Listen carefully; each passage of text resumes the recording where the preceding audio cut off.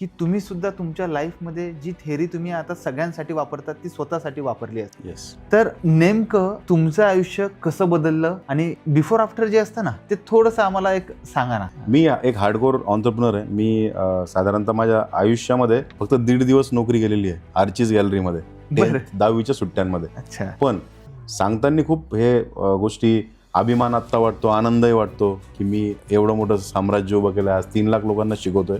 मात्र याचं जे बॅकग्राऊंड आहे ना, त्यापूर्वी माझे 40 ते 50 बिझनेसेस फेल झाले आणि मला कधीच त्याचं कारणच कळत नव्हतं. जोपर्यंत मी म्हणजे मला ब्रेनची ब्ल्यूप्रिंट, ब्रेनची रिवायरिंग, तुमचे एनर्जी फील्ड्स, मनी ब्लॉकेजेस, या गोष्टी जोपर्यंत मला कळाल्या नाही, 2012 पर्यंत पूर्ण काळ माझा स्ट्रगलचा होता. आणि 2012च्या नंतर म्हणजे 13, 14, 15 याच्यामध्ये आय वॉज फेअर, म्हणजे मी लकी होतो की मला काही मेंटॉर्स भेटले, मला काही कोचेस भेटले आणि मला लॉ ऑफ अट्रॅक्शन काय असतं, माइंडसेट काय असतो आणि खरंच तुमच्या ब्रेनचा जो पॅटर्न आहे. म्हणजे फॉर एक्झाम्पल मी आता स्पष्टपणे सांगू शकतो की माझा प्रत्येक नवीन व्यवसायाची सुरुवात ती करण्याच्या अगोदर मागच्या फेल झालेल्या जे माझा अनुभव होता ना त्याच्या भीतीच्या सावटाखाली मी करायचो.